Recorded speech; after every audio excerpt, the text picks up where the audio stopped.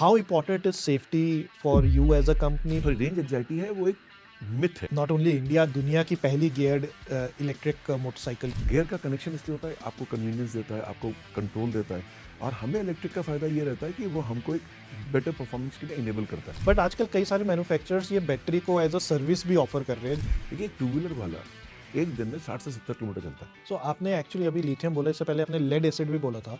तो what is the next big thing? एक जमाने में जब हम लोग नोकिया वाला फोन यूज करते थे, 4-4 5 दिन में चार्ज करते थे। ये इंफ्रास्ट्रक्चर का क्या खेल है इलेक्ट्रिक व्हीकल्स में? जब मैं घर पे चार्ज करता हूँ, 1 रुपये किलोमीटर मेरी कॉस्ट पड़ती है। बाहर चार्ज करता हूँ तो 2 से सवा 2 रुपये पर कॉस्ट पड़ती है। आप कहाँ देखते हैं अगले 5 से 10 सालों में मैटर को? इंडिया का टू व्हीलर मार्केट दुनिया का सबसे बड़ा मार्केट है। यहाँ हर शहर, हर गली में आपको स्कूटर्स एंड बाइक्स देखने को मिल जाएगी। ऐसे एक क्लटर्ड मार्केट में एक कंपनी आती है और कहती है हम कुछ अलग करेंगे। जी हाँ, मैं बात कर रहा हूँ मैटर मोटर्स की, जो एक होम ग्रोन ईवी मेकर है। और इसी पे चर्चा करने के लिए आज मेरे साथ है इसके को founder and COO Arun Pratap Singh. Mister Arun, first of all thank you for talking to Jagran. स्वागत है आपका जागरण के इस ऑटो अनफिल्टर्ड पॉडकास्ट में। Thank you Arijit, thank you very much for inviting me here, and I am pleased to be interacting with Jagran. So शुरुआत करते हैं conversation की। What exactly is Matter Motors? Matter, एक तो नाम मेरे को बहुत अच्छा लगा।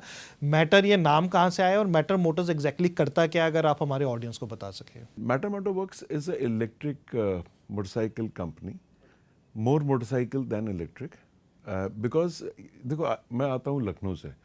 हम लोग ये जर्नी देखी जब एक स्कूटर चलता था हिंदुस्तान में, और सडनली कुछ सालों बाद मोटरसाइकिल आके बिकने लगी। तो लखनऊ वाले होने की वजह से वहाँ पर एक सेंसिटिविटी देखी थी प्राइस के लिए, क्योंकि रनिंग कॉस्ट आधी हो गई, लोगों ने स्कूटर छोड़ दिया, जबकि स्टेपनी था, जबकि उसमें सामान रखने की जगह थी, लेडीज़ को साड़ी का बैठने में प्रॉब्लम नहीं होती थी। ये सारी प्रॉब्लम्स के बावजूद मोटरसाइकिल चल गई। तो जब मैं ये समझ में आया कि यार एक कॉस्ट, मतलब उस समय बच्चे थे, हमें कॉस्ट की उतनी सेंसिटिविटी नहीं थी, बट एक समझ में आ गया था। तो जब मैंने MBA ख़त्म किया और इलेक्ट्रिक व्हीकल के एक बिजनेस में ज्वाइन किया 2008 में एज एन हेड, तो when I took that job, I took it as a job, nothing going deep into it. When I started going deep into it, realizing what is happening in US in the same area, मैंने कहा यार ये इसकी इस technology की value, sustainability, green और बाकी चीज़ें तो हैं, सबसे ज़्यादा फेलो इंडियंस के लिए वैल्यू ज़्यादा है, क्योंकि it brings your, if you take battery cost included and life cycle of the product, you will find that it is running cost is 1/3. Total cost is coming to 1/3. And if you look at a running cost on a day-to-day basis, it is 1/10. So there was no reason people will not like to have this product if built well. और generally मेरा अपना feeling अपने लिए उस समय क्या था, मैं बात करूँ 2008-10 में, हमारे लिए कोई प्रोडक्ट बनाता नहीं था, प्रोडक्ट बनता किसी और देश के लिए था, हमारे लिए कस्टमाइज होता था। हमारी अपनी ज़रूरतें हैं, as a nation we are so many people buying vehicles, तो कोई हमारी सोच लेके क्यों नहीं करता है। तो with that thought which was there, हमने कुछ काम किया। मैं 2008 से इलेक्ट्रिक में काम कर रहा हूँ, तो इसलिए जब 2019 में हमने मैटर मोटरवर्क्स शुरू किया था, हम लोगों ने कहा we will build electric motorcycle which is meant for India, meant for Indian roads, meant for Indian people. और उसके हिसाब से हमने बहुत सारे फीचर्स दिए। और हमको ये क्लियर था इस कंट्री में 2 करोड़ गाड़ियाँ टू व्हीलर साल की बिकती हैं। अगर इसको ठीक से करेंगे तो वो प्रोडक्ट यहाँ भी वैल्यू क्रिएट करेगा और बाद में ये दुनिया में भी जा सकता है। राइट, यू मेंशन कि 2 करोड़ एनुअली हमारे पास टू व्हीलर बिकते हैं। ऑलरेडी इतने सारे टू व्हीलर्स हैं, आप क्या अलग लेके आए टू व्हीलर की कैटेगरी में, और आपने क्या सोचा कि हम इसको कैसे डिस्टरप्ट करेंगे? तो क्या USP है मैटर मोटर्स की अपनी? देखिए, हम लोग जब लेके आए तो हम लोग ये बड़ा क्लियर था कि हमें मोटरसाइकिल बनाना है, और एक ऐसा मोटरसाइकिल बनाना है, जैसे मैं बहुत देशी भाषा में लोगों की बात करता हूँ, स्कूटर मतलब एक ज़माने में 2 स्ट्रोक इंजन था, 4 स्ट्रोक इंजन हुआ, अब 8 स्ट्रोक की टेक्नोलॉजी नहीं है, अब इलेक्ट्रिक आ गया है। तो that is basically technology, that's not a category. Category तो मोटरसाइकिल ही है। तो हमें एक अच्छा मोटरसाइकिल बनाना था, क्योंकि हम लोग इंडिया में अगर आप देखें तो 70 to 75% मोटरसाइकिल यूज़ करते हैं। मोटरसाइकिल का फ़ायदा क्या, लॉन्ग डिस्टेंसेस में एक हॉर्स टाइप की सिटिंग है, आप लॉन्ग डिस्टेंस ट्रैवल कर सकते हैं, कंफर्टेबल रहते हैं, और पीछे अगर कुछ बैठता है, कोई बैठता है, वो भी कर सकते हैं, तो आराम से हो सकता है। Scooter is more short distances, more like a family thing. तो वी वर क्लियर कि हमको काम करना है मोटरसाइकिल पे, एक ऐसा प्रोडक्ट बनाना है जो कि आज की प्रॉब्लम्स को सॉल्व करे और एक नया टेक्नोलॉजी का हो। हर चीज़ जगह आगे मूव कर रहे हैं, आप मोटरसाइकिल में आगे क्यों नहीं मूव कर रहे हो? और जबकि दुनिया मूव कर रही है, टेक्नोलॉजी चेंज कर रही है। तो इस उद्देश्य से हम लोग ने मोटरसाइकिल पर काम किया और we took electric as a platform कि इस पर हम एक अच्छा काम करके अपने कंट्रीमैन को देंगे। Right, so if I am not wrong, आपने नॉट ओनली इंडिया, दुनिया की पहली गियर्ड इलेक्ट्रिक मोटरसाइकिल लॉन्च की है, मैटर एरा।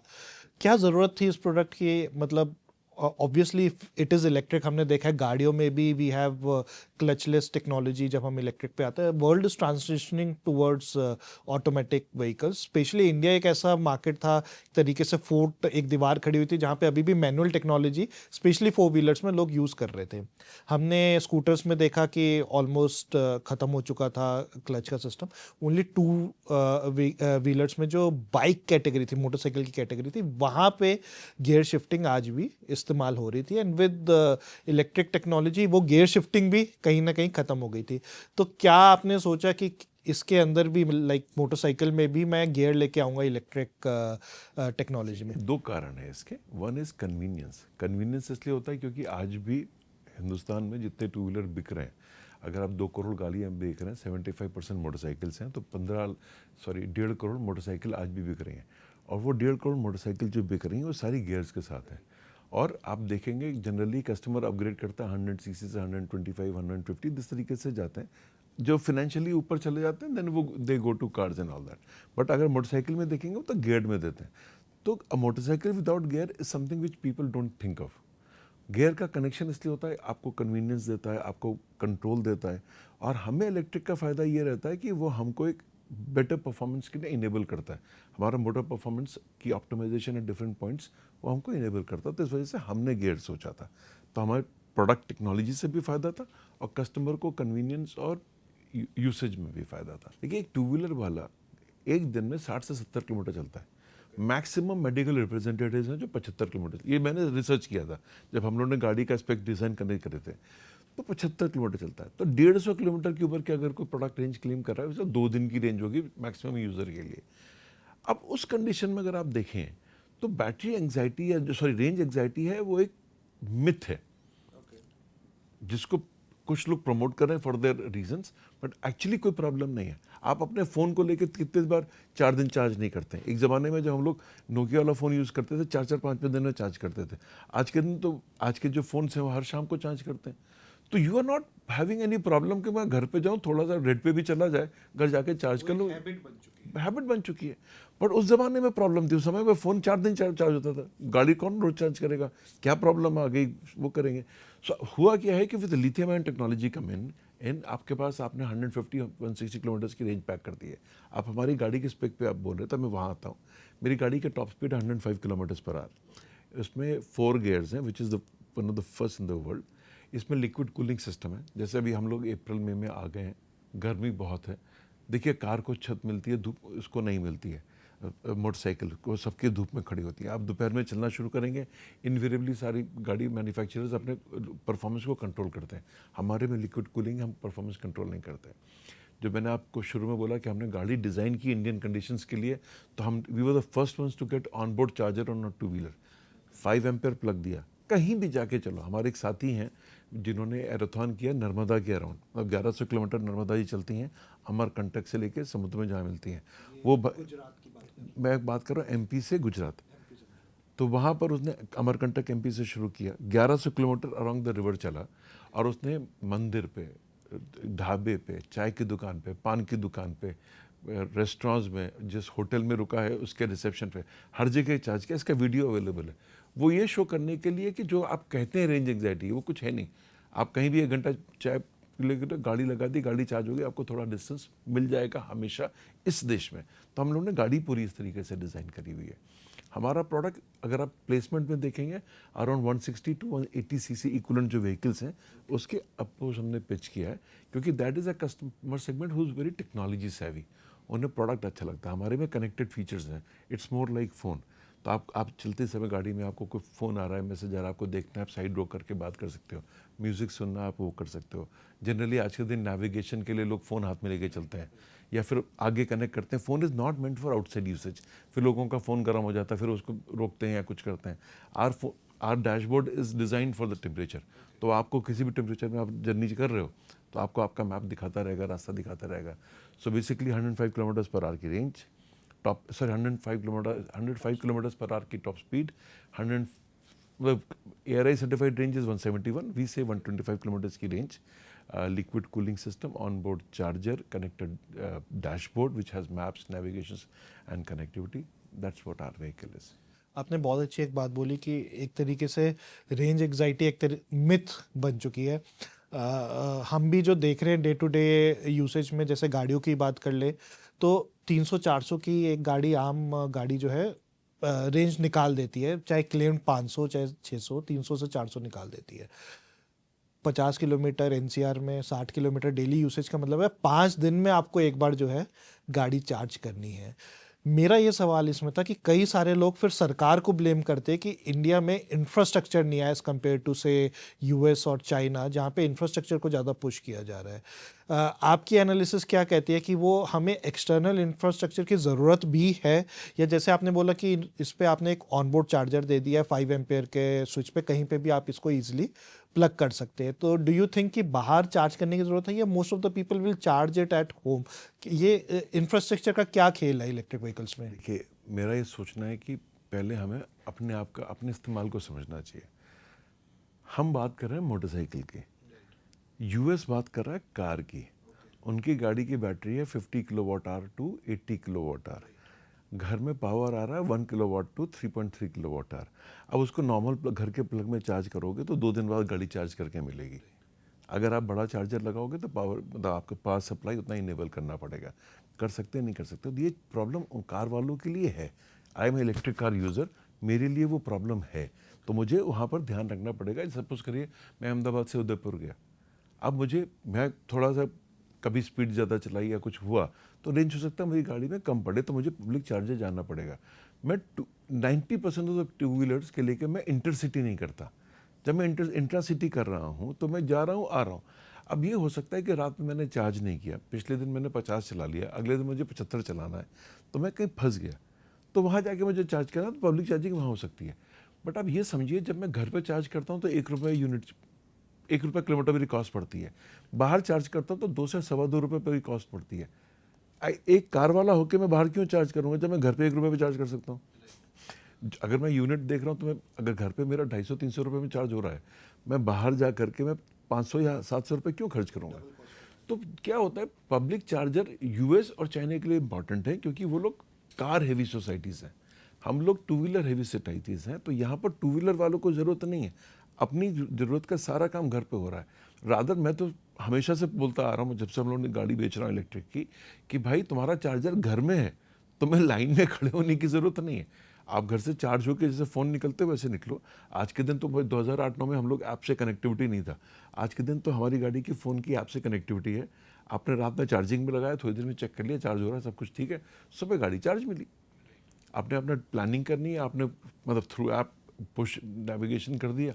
आप जब गाड़ी स्टार्ट करोगे तो आपको रास्ता भी बता देगा कहाँ जाना है. मतलब यार it helps you perform so much better.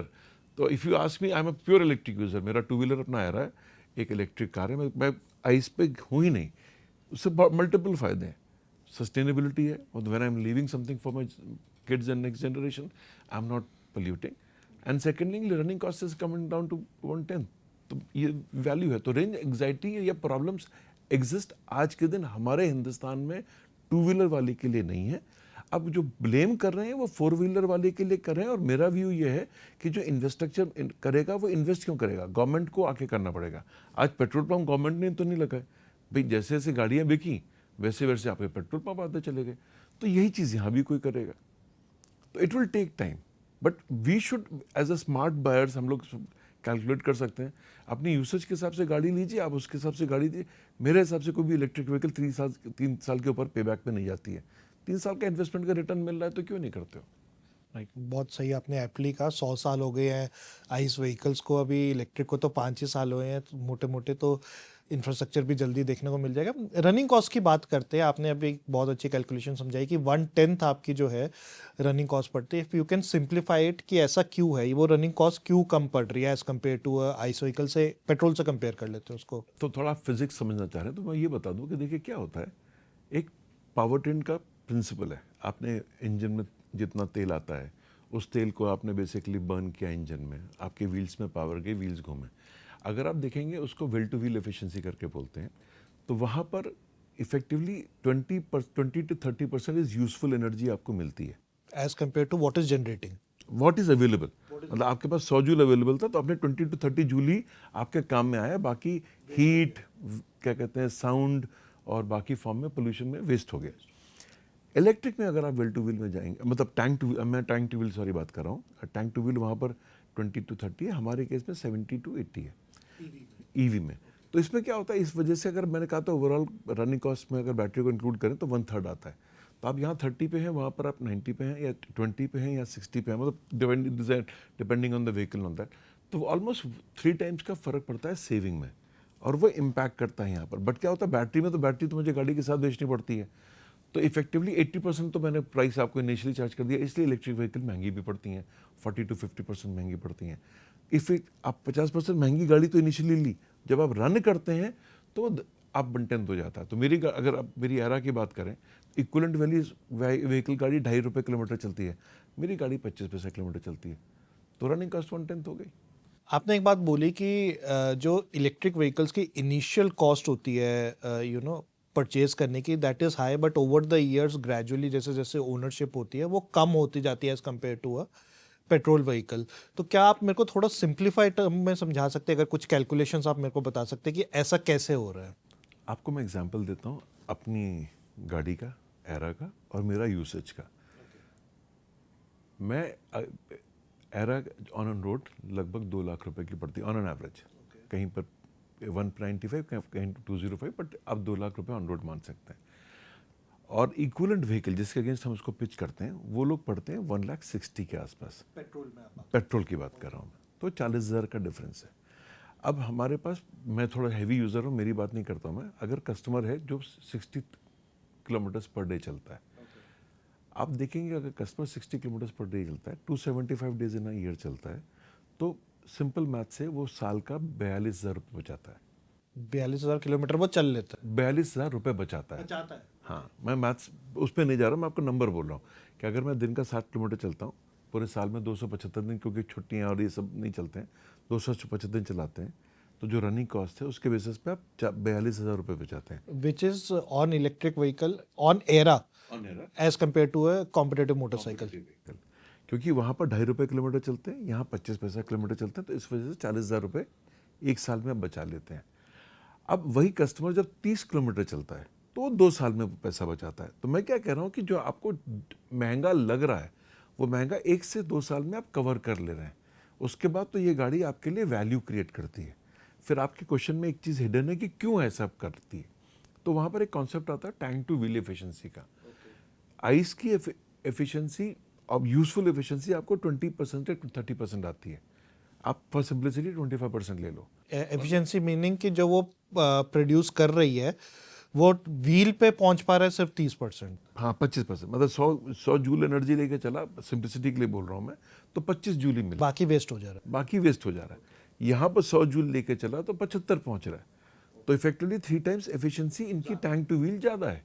तो उससे क्या हो रहा है कि आपको वो कॉस्ट एफिशिएंसीज पूरे सिस्टम में उस तरीके से मिल रही।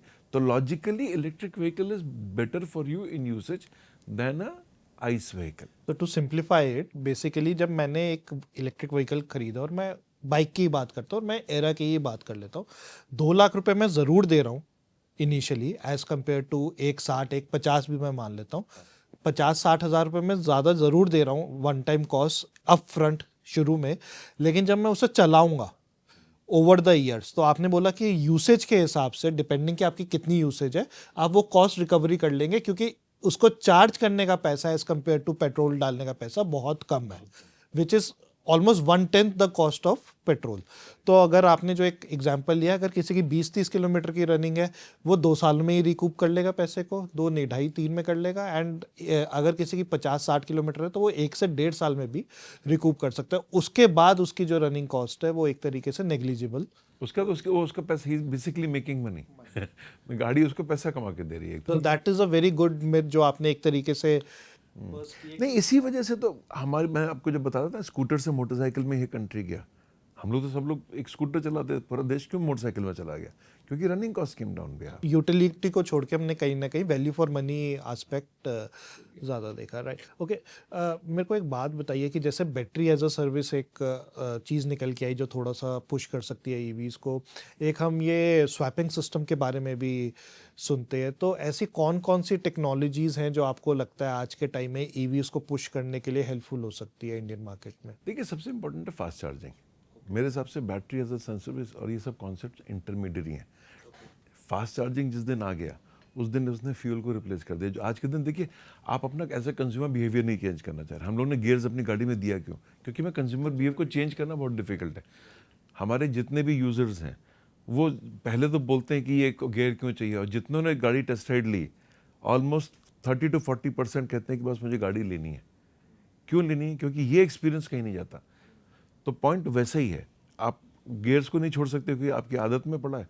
वैसे ही फास्ट चार्जिंग जिस दिन आ गया कि आप बेसिकली चार्जिंग स्टेशन पे गए अपने घर में, आपने 10 मिनट 15 मिनट में गाड़ी चार्ज कर दी, देन कुछ नहीं, फिर अडॉप्शन 100% हो गया। जैसे आप तेल बढ़ाते हैं, तो कोई भी टू व्हीलर वाला मतलब 1000 रुपये का तेल नहीं भराता, वो 100-200 रुपये का तेल भराता है, हफ्ते 10 मिनट पर चला जाता है। He is use to doing that. Similar thing you can do here also. Fast charging best thing. Swapping as a concept is useful for जो कमर्शियल यूसेज में है, जिनका दिन का राइड मान लो 300 किलोमीटर है या 200 किलोमीटर है, मतलब द गिग वर्कर्स, उनके लिए स्वैपिंग बहुत यूज़फुल है। क्योंकि वो बेचारा कहाँ फास्ट चार्जिंग में लगेगा, उसका टाइम वैल्यू है, ऑर्डर उसके पास अभी आ रहा है, उसको तुरंत चेंज करना है। तो वहाँ पर क्या हुआ, 2-3 मिनट के अंदर उसने अपनी पुरानी बैटरी डाली, नई बैटरी निकाली, and he is on the go. तो स्वैपिंग एज अ कॉन्सेप्ट उसके लिए बहुत यूज़फुल है। प्लस आज के दिन क्योंकि फास्ट चार्जिंग नहीं है, तो हम उन कस्टमर्स के लिए जो कि लोअर एंड स्पेक्ट्रम पे 100 सीसी वाले लोग हैं, जो कि ज़्यादा खर्चा गाड़ी का नहीं कर सकते, तो अगर आप बैटरी का पोर्शन बाहर निकाल दो तो आपकी व्हीकल कॉस्ट कम हो जाती है और बैटरी एज अ सर्विस चला जाता है, तो वहाँ पर उसके लिए वैल्यू क्रिएट होता है। तो बेसिकली आप गिग वर्कर्स लीजिए, लोअर अंडर द स्पेक्ट्रम पे जाइए, या फिर 3 व्हीलर कमर्शियल पे जाइए, या फिर बसेस पे जाइए, इनके लिए स्वैपिंग यूज़फुल है। पर्सनल यूज़ पे जाएंगे या फिर थोड़ा प्रीमियम सेगमेंट में जाएंगे तो वहाँ फास्ट चार्जिंग यूज़फुल है। ओके, मेरे को ये बताइए कि ये प्रोडक्ट लॉन्च कब हुआ था, एंड इतने टाइम में जब से ये लॉन्च हुआ है आपने क्या इंटरेस्टिंग डेटा पॉइंट्स उठाए हैं कि इंडिया का कौन सा मार्केट ऐसा है जहाँ पे ये प्रोडक्ट जा रहा है, कौन कौन सी इंपॉर्टेंट मार्केट है आने वाले टाइम में, कौन से ऐसे मार्केट्स है जहाँ आपको लगता है कि ये प्रोडक्ट अच्छा कर सकता है? देखिए, मेरे हिसाब से ये प्रोडक्ट हर जगह करता है। क्योंकि हम लोग अगर जिसके यूसेज पे, जैसे मैं अपने गाड़ी कह रहा था 80 किलोमीटर वाला दिन का हूँ, तो मेरे लिए तो मतलब 12 महीने के कम में मेरे एक एक डेढ़ साल में ही आपने रिकवरी अपनी मेरा तो उठाई? 1 साल के कम में रिकवरी आ गया। बट कोई आदमी थोड़ा सब उसके 40-50 किलोमीटर चलता तो वो 1 साल में रिकवरी आएगी, क्योंकि 30 चलता तो उसको 2 साल में रिकवरी आएगी। तो इफेक्टिवली देखिए ये प्रोडक्ट, एंड ये मैं बात कर रहा हूँ, अगर हैवी यूज़र है मतलब 80 किलोमीटर है, तो वो तो 100 सीसी वाला भी यूज़ कर सकता है और लाइट यूज़र है तो 150 वाला भी यूज़ कर सकता है। तो उसके हिसाब से सारे सेगमेंट्स कवर हो रहे हैं। तो मेरे हिसाब से जो मार्केट, जैसे आई कम फ्रॉम यूपी, तो मैं समझता हूँ कि यूपी और जो ये नॉर्थर्न बेल्ट है, वहाँ पर इस प्रोडक्ट की सबसे ज़्यादा वैल्यू है, क्योंकि प्राइस सेंसिटिविटी यहाँ ज़्यादा है। यहाँ पर हम लोग बहुत फंक्शनल यूज़ करते हैं कि भाई हमें कितना हमारा काम करके घर का मतलब खर्चा कितना कम करेगा, क्योंकि थोड़ा सा हम लोग इन टर्म्स ऑफ इनकम में थोड़ा लोअर लेवल पे। वही कि आप साउथ के मार्केट में जाएंगे, वहाँ थोड़ी प्रॉस्पेरिटी ज़्यादा है, तो वहाँ पर फंक्शनल से ज़्यादा बाकी यूसेज उनका ज़्यादा है कि मतलब हाउ स्पीड कैसी है, एक्सेलरेशन कैसा है, पिकअप कैसा है, फीचर्स कैसा है, टेक्नोलॉजी कैसा है, तो वो थोड़ा उस तरीके से जाते हैं। तो साउथ एंड वेस्ट इस तरीके से चलता है, नॉर्थ एंड ईस्ट इस तरीके से चलता है। तो अगर हमारे प्रोडक्ट को देखो तो वो दोनों चीज़ के लिए फिट बैठता है। इसमें टेक्नोलॉजी और फीचर्स हैं साउथ एंड वेस्ट के लिए, और इकोनॉमी टू यूज़ आपका फंक्शनल सारी चीज़ें करता है नॉर्थ और ईस्ट के लिए। बट मेरे लिए मैं ये बोलूँ तो UP Bihar would be very important market, just to summarise while I am sitting here in north and doing this discussion. How important is safety for you as a company, plus थोड़ा सा अगर आप डीबंक कर सके कि battery की safety के लिए आप क्या क्या करते हैं? देखिए, सबसे automobile is a extension of your persona. आप वही कार खरीदते हैं जिसके साथ आप एज अ प्रोडक्ट कनेक्ट करते हैं, आप वही टू व्हीलर खरीदते हैं जिससे आप कनेक्ट कर सकते हैं, तो वो आपका एक्सटेंशन है। और कोई भी चीज़ आपका एक्सटेंशन है, it has to be carefully done. It is not a one time purchase. हम लोग सोचते हैं कि भाई मोटरसाइकिल, आजकल के बच्चे 2 लाख का फ़ोन खरीदते हैं, तो मोटरसाइकिल भी 2 लाख का एक बच्चा खरीद लेगा। फ़ोन में क्या करते हैं मुझे पता नहीं। मोटरसाइकिल जिस दिन खरीदने जाते हैं ना, पूरा परिवार आता है। मैंने आज तक डिलीवरी की फ़ोटोग्राफ ऐसी नहीं देखी जिसमें स्कूटर या हमारी मोटरसाइकिल बिक रही हो और पूरा परिवार उसमें ना हो। तो आप जब इस प्रोडक्ट को फैमिली के साथ कनेक्ट कर रहे हो तो सेफ्टी कैसे छोड़ सकते हो?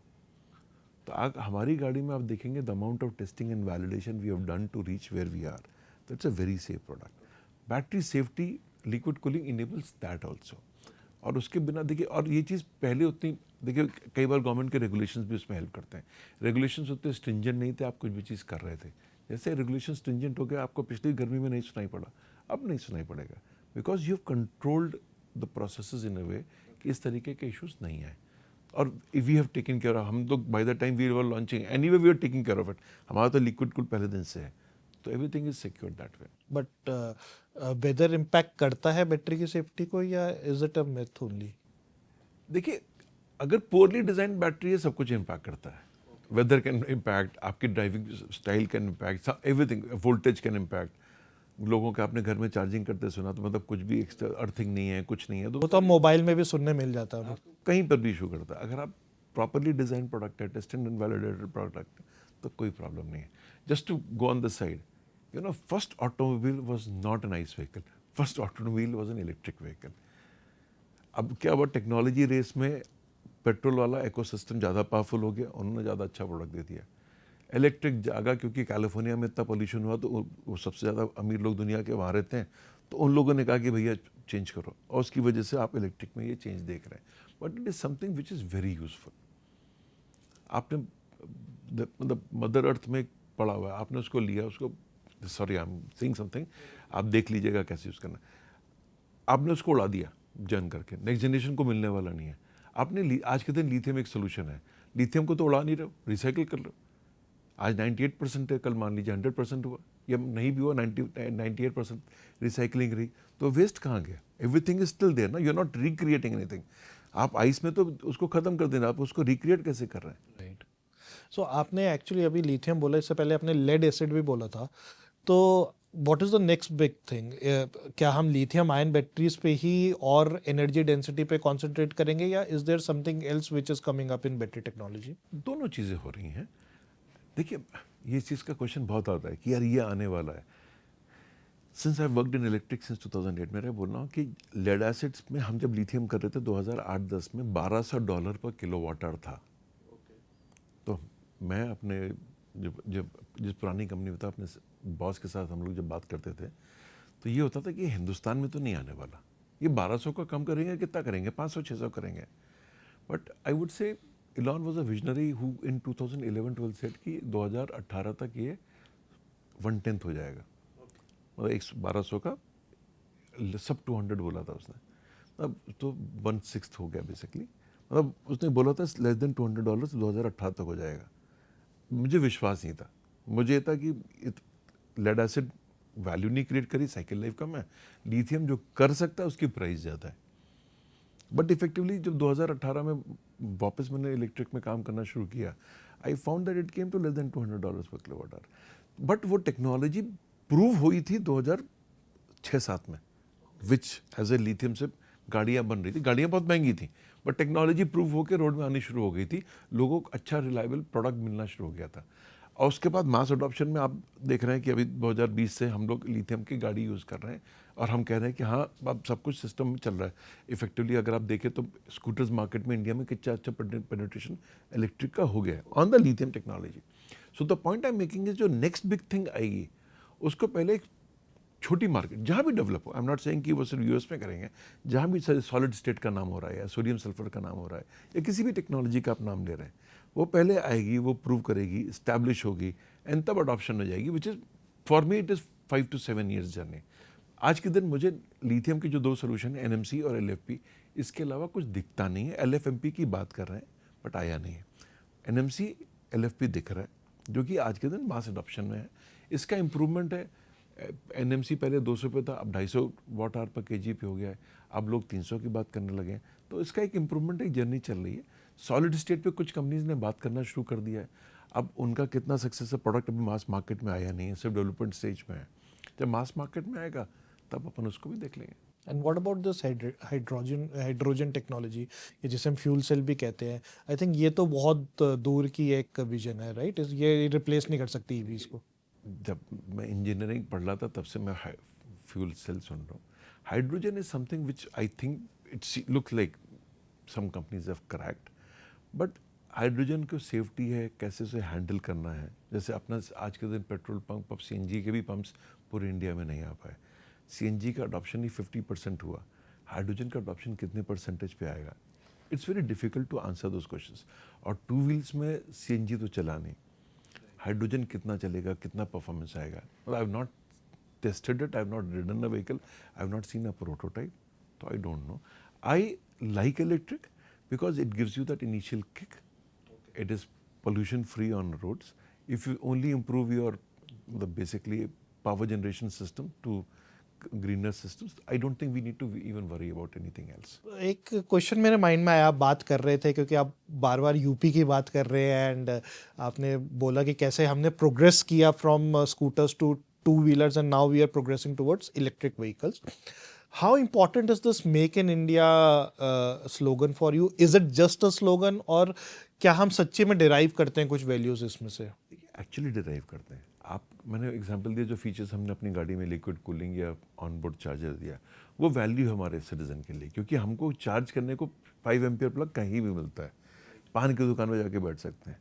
आप सपोज करिए किसी को उसमें पैसा लेना है तो बेसिकली वो पैसा ले सकता है, क्योंकि ऐप में पता चला कितना यूनिट चार्ज हुआ. आई एम सेइंग ये फॉर्मल सिस्टम नहीं है, बट ये सब पॉसिबिलिटीज है. ये तो एंगल मैंने सोचा नहीं. आप एक तरीके से कह रहे हैं कि ये एक अर्निंग सोर्स भी बन सकता है किसी के लिए अर्निंग सोर्स हो सकता है. मैं तो उसको बोलता हूँ एयरबिनबी ऑफ चार्जिंग है ये.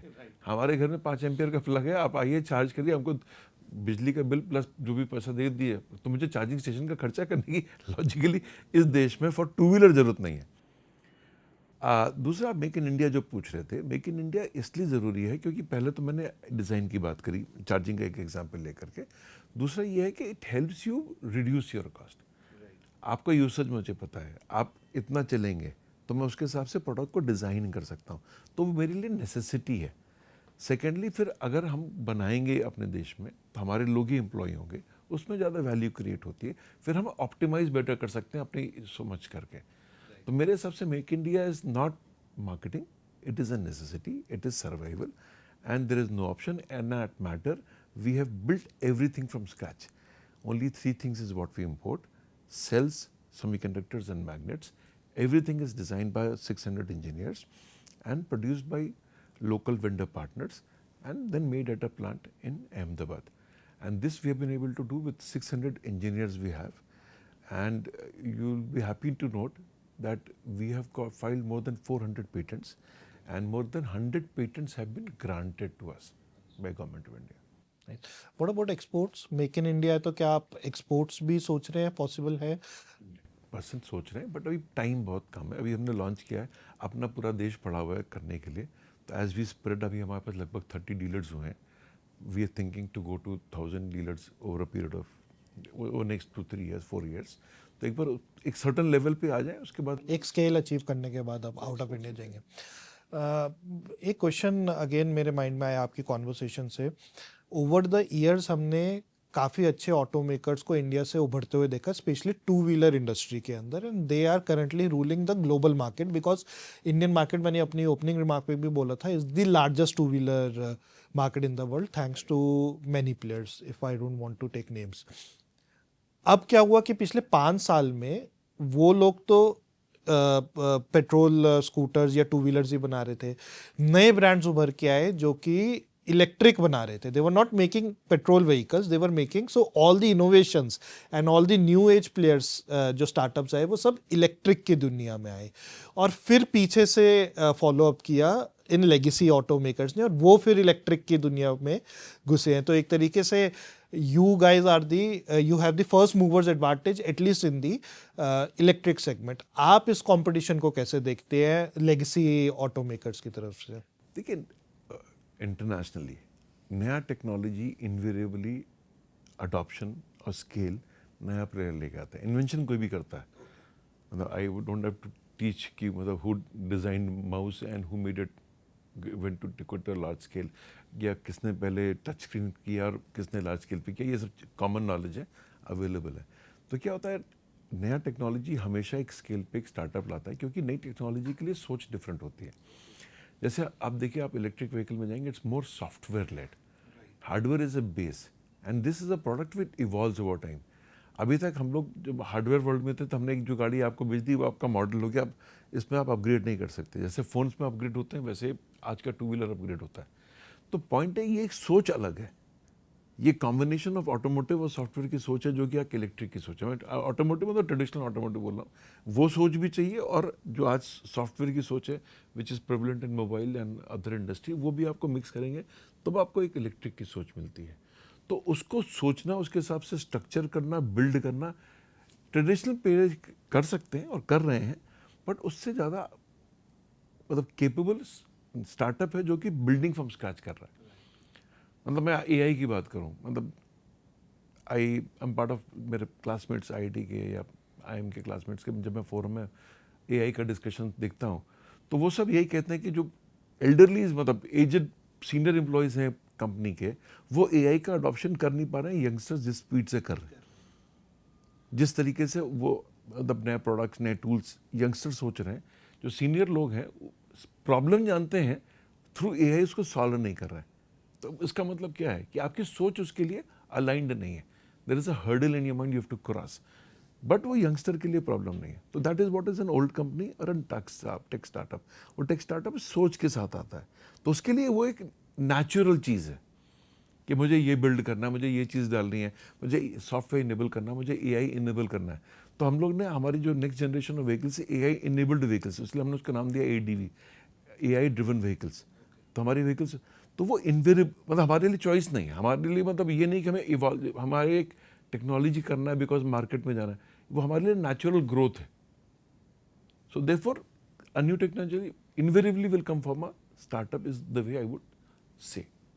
या आपकी बात से मुझे एक न्यूज़ याद आई, अभी 2 दिन पहले ही एक लेगेसी जापानीज 100-year-old कंपनी ने बोला they are finding it very difficult to survive in a world which is largely driven by new age companies, AI driven companies, and if they don't do anything, something disruptive, तो बहुत मुश्किल हो जाएगा survival आने वाले time में। It's a 4 wheeler company.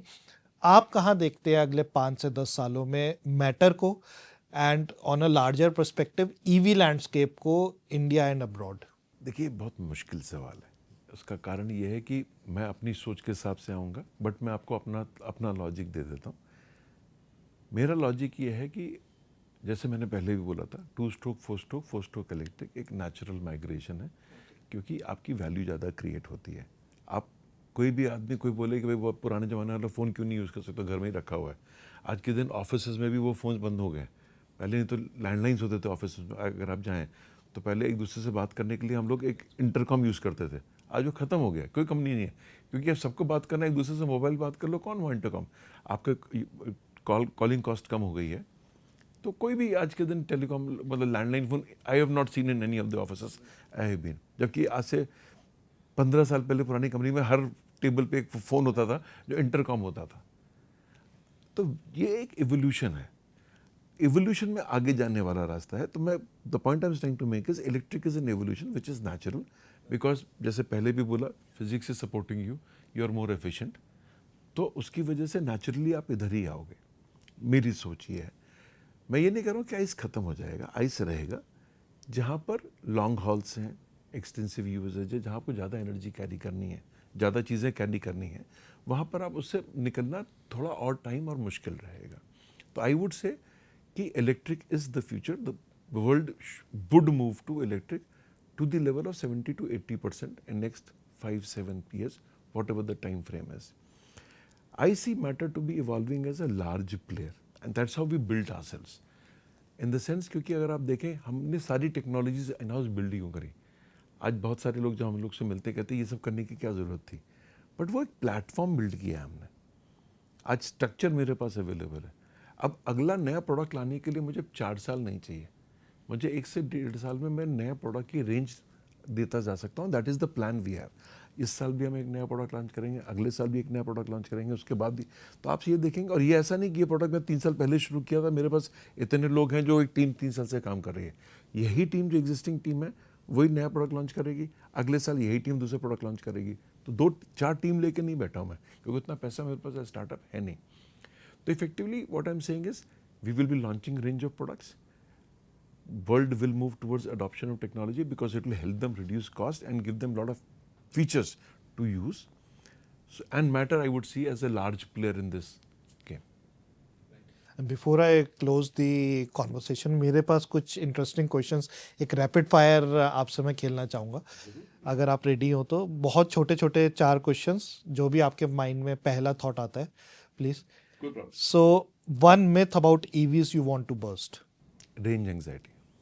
Okay, to elaborate on it.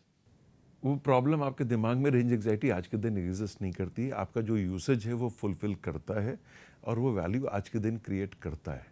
Okay. जो भी आज के दिन Petrol versus electric, what do you prefer personally?